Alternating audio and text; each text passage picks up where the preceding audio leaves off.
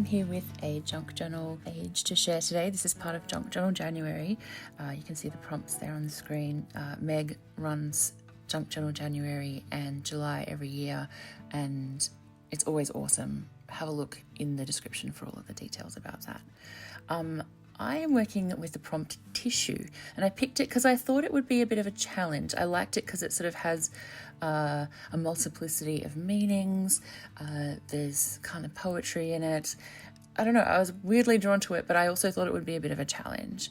So what I'm starting by doing is a little bit of brainstorming. This is a process that I find helpful because I'm quite a sort of word-oriented person, I guess, as opposed to a more visual or intuitive thinker.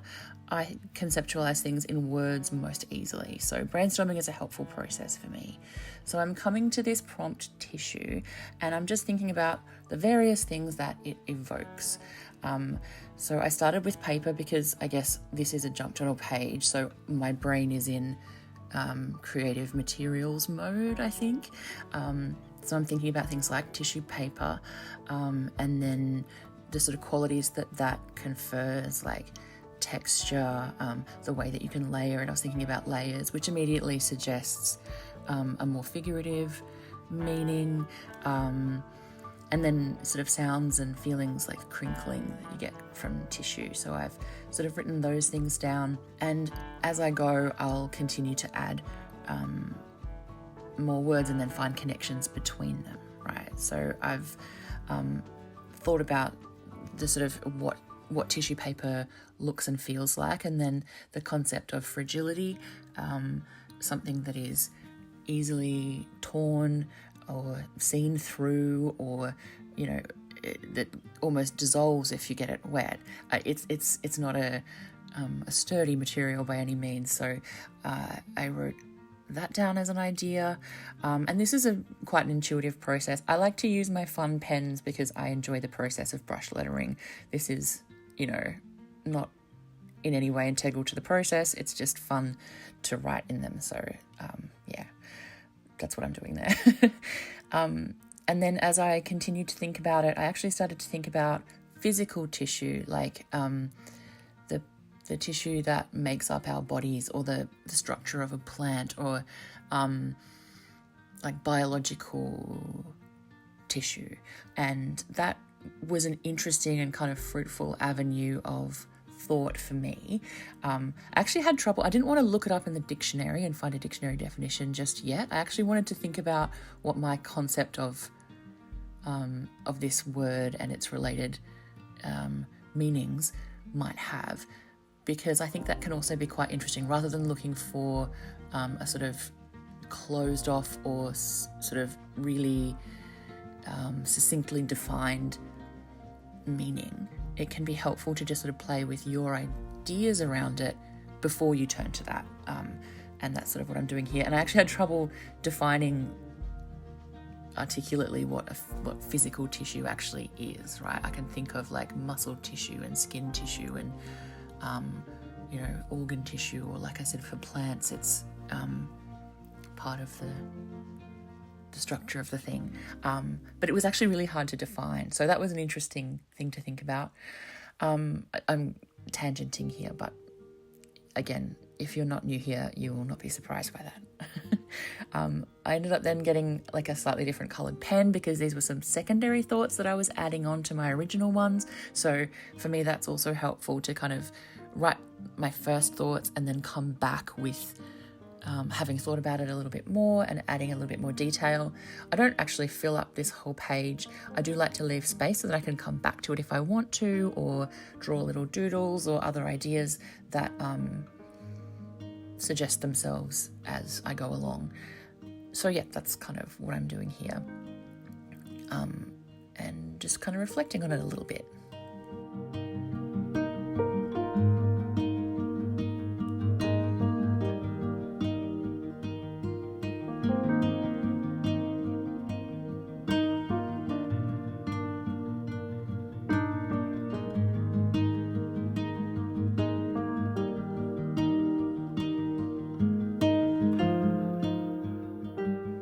So after I had thought about it a bit more and considered some of the literal and metaphorical meanings and things like that, I came back and wrote down the title of a song that kind of was brought to mind as I was thinking about this. It's a song called Red Right Ankle, and it's by the Decemberists, who are my absolute favourite band. And it's sort of, the lyrics have got a bunch of kind of ideas in them about like how bodies are kind of knit together from different parts to create a sort of functioning whole. And obviously that's got further metaphorical meaning than in terms of like, you know, communities and people in relationships kind of connecting and creating something that's larger than the sum of their parts. So that was where I sort of ended up thought-wise, and there was a strong link in my mind between that and the idea of physical tissue, like the mechanics of the parts that we're made of and things like that. So I'm really glad I went through this process, because it was I couldn't have imagined that I would have ended up here in terms of what I wanted to then go on and make some art about if I hadn't spent that time kind of thinking and reflecting. So yeah, I thought I'd include that as part of this, because for me that's definitely part of the process. And I wouldn't want you to think that every time I sit down to make a journal page or, you know, do a drawing or something, I go into this much detail. But if I've got a concept that I want to spend some time with, and obviously for a prompt-based challenge like this, and one where I'm making a video to share, I'm obviously going to put more time and thought into that, and this is part of that. So yeah, so I got a piece of tissue paper, so obviously the materials are reflecting the prompt as well, and I thought I would do a drawing of, this is a foot, and again it's because of the Red Right Ankle lyrics. It's actually an ankle. I'm badly drawing a foot here now, but I actually went and found a few images of old medical textbooks that show resections of ankles and feet. So it's like they've kind of shown how you would cut this body part if you were doing surgery on it or something like that. And I didn't want it to be gory or anything like that. I wanted to just show, again, the kind of the mechanics of what's going on inside and all of the various pieces and that kind of viscera, the tissue that creates this organic machine, I guess. And that was the kind of concept that I wanted to have sort of central to this page, because that's where my thinking went. So yeah, I'm drawing it in just black pen, so it's not going to be gory or bloody or anything like that. It's literally just an outline that will evoke, I guess, an illustration or a diagram. So yeah, I spent some time just kind of sketching it. It's very messy. It's not designed to be perfect in any way, but I wanted to give the feeling of the thing. So it's got some, you know, shading and all that kind of stuff, but no color. And again, it's, you know, I'm working from a couple of different, what's the word I'm looking for? Reference images. So I wouldn't want an actual doctor or, you know, anatomist to look at this, because there's definitely mistakes and things are not 100% right, but it's giving a sense of what's in there, basically. And to add to that, I've also decided to just put a couple of little annotations on it, the way that you might see in a medical textbook. So just like little pointy lines with, I think I've just put letters there, like A, B, and C, referring to, you know, a key that might be somewhere else. The details are not the point, it's the feel of the thing. So yeah, I've drawn a couple of lines and I'm just going to mark them with some letters. And now I have this this tissue paper image of a fragile object that's part of a body and a person, and yeah, that's the feeling that I was wanting to kind of look at. And so I've got that there, and I want to stick it into my junk journal. This is actually one that I made for another Junk Journal January and or July. I have a couple floating around that have still got pages in them. This one's actually got quite a few that aren't filled up. So I'm planning on just continuing to work in the ones that I have and just mixing up all of the prompts, because I don't need them to be specific to I don't mind if they're jumbled up, because my approach to junk journaling is generally pretty abstract. It's not about the passage of time or anything like that. So if they're out of order, it simply doesn't matter. So I'm adding some layers onto this again to speak to that idea of tissue and skin and the kind of layers and those ideas that I was coming up with when I was brainstorming. I had this stamp on some just on some paper that I had sitting on my desk, and there was something about that also gave the feeling of something you might see in a textbook or something like that. So I thought I'd add that as like a layer underneath, so there's just a shadow of it and you can get the vibe without it being too central to the whole thing. I just wanted to put some layers in and some give it a bit of layering. I think I may have said the word layer 90,000 times now, and I've completely forgotten any other words that I could possibly use to describe this. Good job, me. Then I had this little tab piece which I thought was cute, so I stamped the word tissue on it.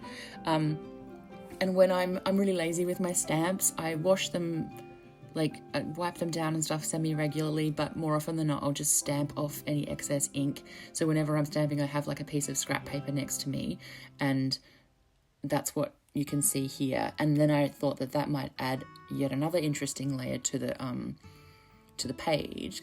It's got its own texture to it. I do this reasonably often actually with these pieces, because I think they add a nice kind of pattern and some detail that is interesting and usually thematically linked to whatever I'm journaling about. So I sort of carefully peeled back a bit of that first bit of paper, and I've tucked this in underneath, and then I'm going to add the label that says tissue on top next to it. So yeah, just building the page up a little bit.